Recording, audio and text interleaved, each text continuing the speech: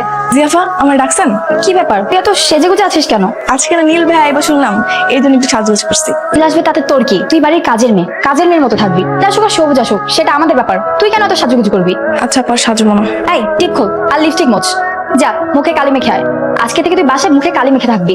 শোন, আজকে আমার একমাত্র নাতি লেখাপড়া শেষ করে আমেরিকা থেকে দেশে ফিরছে, কিন্তু মজার মজার রান্না করতে হবে। আরে হ্যাঁ, তুমি কোনো টেনশন করো না, আমি বুয়ারে সকাল থেকে রান্না করে ঢুকাই দিছি। হ্যাঁ, সব ভাইয়ার মজার মজার খাওয়ানো রান্না করতেছে।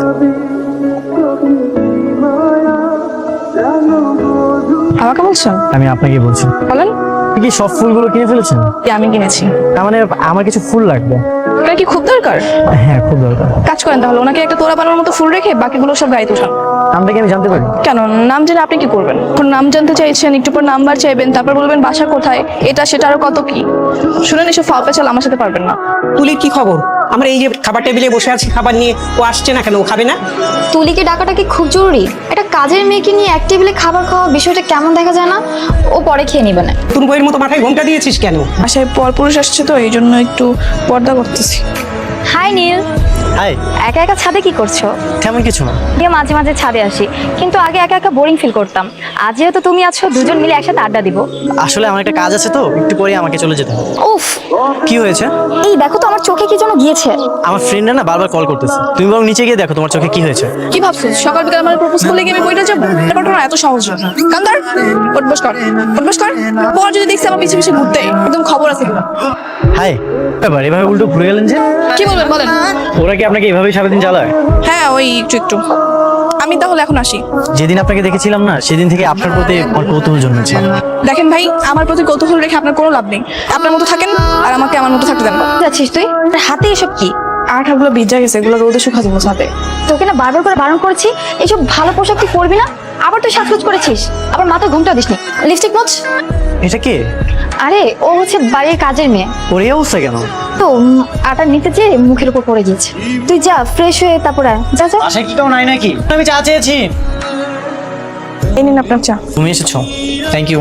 এই শোনো, তোমার সাথে আমার কিছু কথা ছিল। কি ব্যাপার, তুমি ওদিকে ফিরে আসো কেন?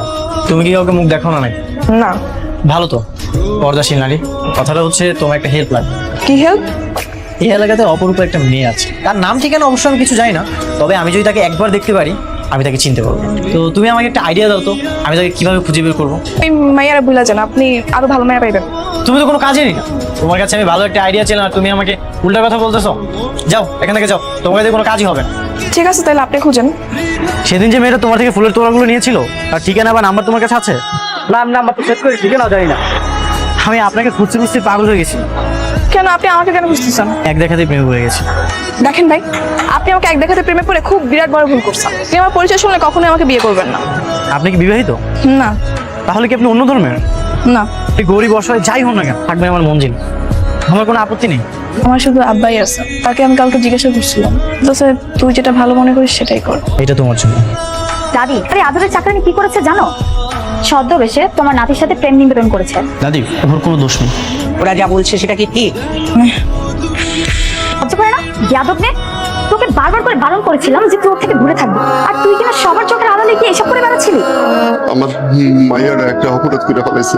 মাইয়াটারে আপনি ক্ষমা করে দেন। আমি আমার মাইয়ারে নিয়ে এখান থেকে সোজা গ্রামে চলে যাবো। রায়টা কি আপনি দেবেন না আমি দিব? আপনারা যে শাস্তি দিবেন আমি সেই শাস্তি মাথা রাখতে নেব। তখন ও আমার নাতি বউ হিসাবে থাকবে। এতে কি তুমি রাজি আছো? সারা এলাকার মানুষ চেয়ে চেয়ে দেখবে তোমার মেয়ের বিয়ে।